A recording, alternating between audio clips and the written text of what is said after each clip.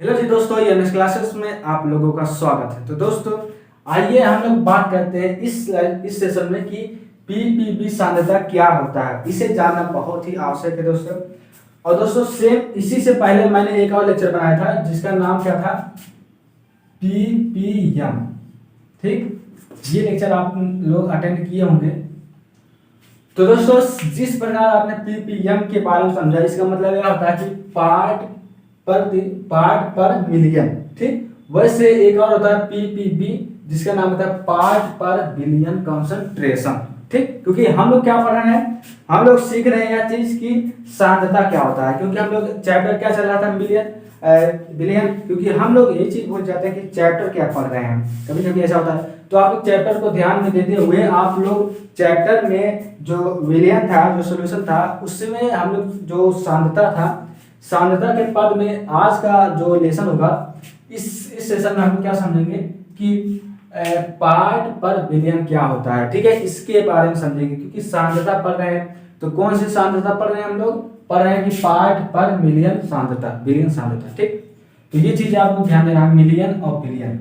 ठीक है, अभी इसके बारे में डेफिनेशन बताया जाएगा। तो हालांकि आपको ये लेक्चर आप लोग अटेंड कर चुके होंगे। इससे पहले वाला लेक्चर ये हमने बनाया था कि पीपीएम सांद्रता। ठीक, अब सेम जिस प्रकार पीपीएम सांद्रता है, सेम उसी प्रकार पीपीबी सांद्रता है। ठीक है, अंतर कुछ नहीं है। अभी अंतर आप समझ जाएंगे क्या अंतर है उसमें। तो चलिए दोस्तों हम लोग बात करते हैं इसकी डेफिनेशन की सबसे पहले, उसके बाद इसके कुछ सूत्र हैं, फिर जाकर इसी से आधारित कुछ महत्वपूर्ण क्वेश्चन हम लोग करेंगे। ठीक, यदि आप ये चीज समझ जाएंगे तो आप लोगों का समझ लीजिएगा कि अच्छे से अच्छे मार्क्स आएंगे बोर्ड एग्जाम में। चलिए बात करते हैं हम लोग इसकी डेफिनेशन क्या होती है। तो देखिए दोस्तों, सेम डेफिनेशन वही होता है जिस प्रकार आपने द्रव्यमान का समझा, जिस प्रकार आपने आयतन प्रतिशत का समझा, जिस प्रकार आपने आयतन द्रव्यमान प्रतिशत का समझा, और जिस प्रकार आपने पार्ट प्रति मिलियन कंसंट्रेशन की अर्थात पीपीएम सांद्रता की डेफिनेशन समझी, सेम वही डेफिनेशन है। बस थोड़ा सा आपको अंतर मिलेगा, जो मिलेगा अभी आप समझ जाएंगे। चलिए हम लोग बात करते हैं इसकी डेफिनेशन क्या होती है। तो देखिए डेफिनेशन यह है कि किसी विलेय पदार्थ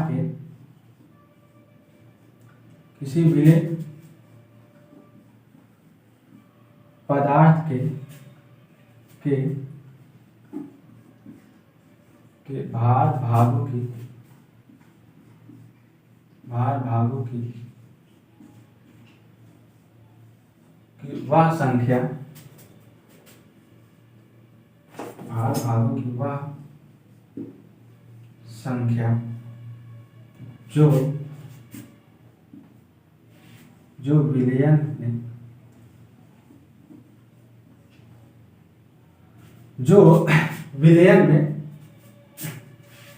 विलयन के 10 की घाते 9 भार भागों में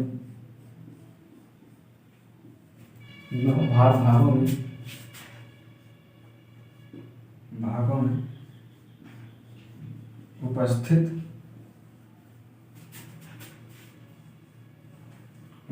रहता है। ठीक, यही इसका क्या है, डेफिनेशन है।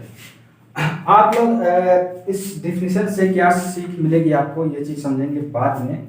तो अभी तक ये चीज आपको समझना है कि ये डेफिनेशन आपको समझना है, बहुत ही ईजी है।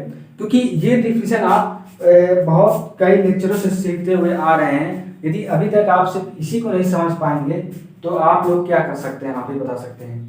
तो दोस्तों आप लोग ये चीज तो समझ चुके होंगे कि पार्ट प्रति बिलियन क्या होता है। जिस प्रकार पार्ट प्रति मिलियन था, उसी प्रकार पार्ट प्रति बिलियन है। देखिए मिलियन और बिलियन में अंतर क्या है, देखिए बी पी पी बी, एक ये है, एक है पी पी एम, ये।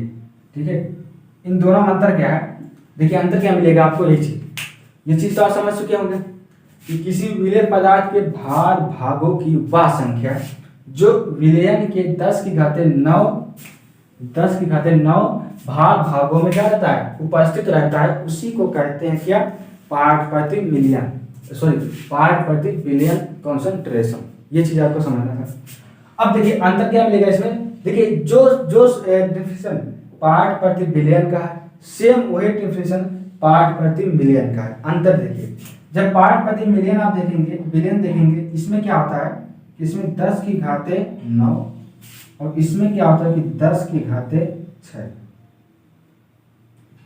इस चीज का, इस अंक का आपको अंतर मिलेगा, ठीक है, क्योंकि मिलियन का ही मतलब होता है 10 की घाते 6 और बिलियन का मतलब होता है 10 की घाते 9।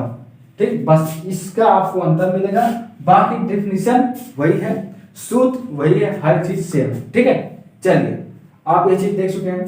अब बात करते हैं कि इनका स्ट्रक्चर, सूत्र इसका क्या होता है। तो देखिए PPB, इसका सूत्र क्या होता है, आप लोग बताएंगे कि यदि आप लेक्चर देखे होंगे तो सेम जो इसका सूत्र वो इसका सूत्र, इसका सूत्र आप जानते हैं, विलेय का द्रव्यमान डिवाइड बाय विलयन का द्रव्यमान। ठीक, क्या होता है, विलेय का द्रव्यमान या फिर द्रव्यमान को आप भार भी कह सकते हैं। बात कीजिए, विलेय का भार, ठीक, डिवाइड बाय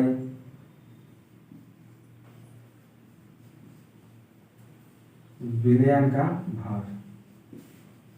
ठीक, विलयन का भार। अब आपको क्या करना है, बस सिर्फ एक 10 की घाते 9 से गुणा कर देना है, क्योंकि आपको विलयन निकालना है, तो 10 की घाते 9। ठीक, ये आपका स्ट्रक्चर बनकर तैयार हो जाएगा। तो दोस्तों यही सिर्फ इसमें अंतर था। अब आप बताइए कि क्या इसमें आपको समझ में नहीं आया।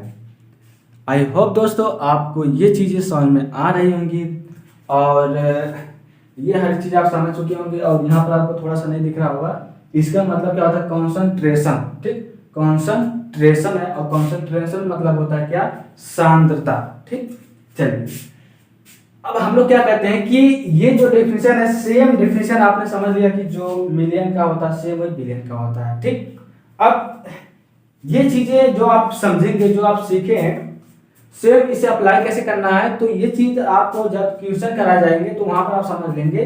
लेकिन अभी तक आपको जो भी क्वेश्चन कराए गए हैं तो ध्यान देना, जैसे आप द्रव्यमान आयतन पढ़े, सॉरी द्रव्यमान प्रतिशत आपने पढ़ा, तो वहां पर क्या था, उसका सूत्र सेम वही है ना, विलेय का भाग डिवाइड बाय विलयन का भाग। और वहां पर क्या था कि हम लोग परसेंटेज निकाल रहे थे, तो इसलिए 10 की 100 से गुणा कर रहे थे।